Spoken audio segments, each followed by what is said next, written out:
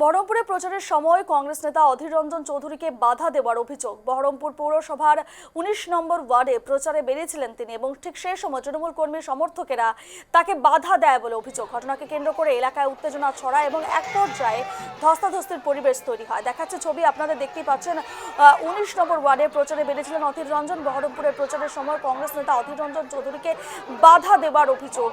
বহরমপুর পুরসভার ১৯ নম্বর ওয়ার্ডে প্রচারে তিনি বেরিয়েছিলেন এবং ঠিক সেই সময় তৃণমূল কর্মী সমর্থকরা তাকে বাধা দেয় বলে অভিযোগ।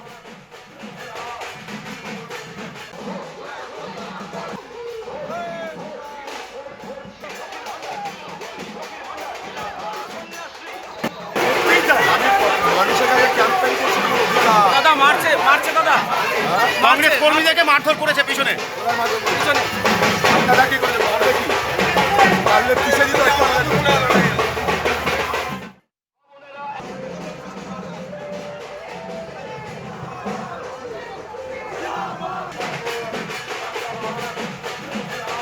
এনে বিস্তারিত কথা বলবো, সরাসরি রয়েছেন আমাদের প্রতিনিধি শান্তনু রায়। শান্তনু, আমরা যে ছবি আমরা দেখতে পেলাম, কংগ্রেস নেতা অধীর রঞ্জন চৌধুরী তিনি প্রচারে বেরোনেন এবং ঠিক সেই সময় তাকে বাধা প্রদান, ঠিক কি ঘটেছিল? তৃণমূলের বিরুদ্ধে উঠছে অভিযোগ।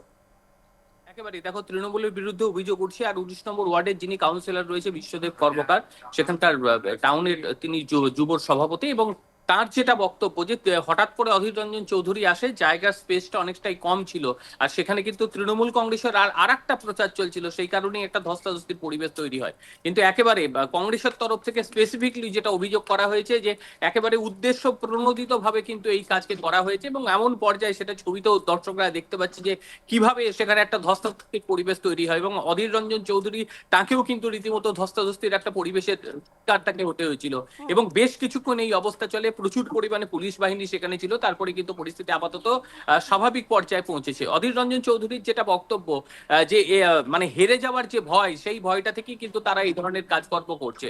অপরদিকে বিশ্বদেব কর্মকার তিনি বলেছেন যে না, এই ধরনের কোন রকম তাদের ইচ্ছেই ছিল না, যেহেতু ছোট একটা কনজাস্টেড এলাকা, যে গলিতে আমি দাঁড়িয়ে রয়েছে দেখতে পাচ্ছি ছোট গলি, এই ছোট গলি হয়ে যাবার কারণেই কিন্তু একটা পরিবেশ ওরকম হয়ে গিয়েছিল, কিন্তু ধস্তাধস্তির কোনো ঘটনা ঘটেনি। কিন্তু ছবি বলছে অন্য কথা, যে ভিডিও ছবি আমাদের সামনে এসেছে তাতে কিন্তু বিষয়টি স্পষ্ট যে বাধা প্রদান করা হয়েছিল, এবং একই সঙ্গে একটা ধস্তাধস্তির পরিবেশ কিন্তু পুরো মাত্রায় সেখানে তৈরি হয়েছে। একেবারে ধন্যবাদ এই মুহূর্তে তোমাকে শান্তনু।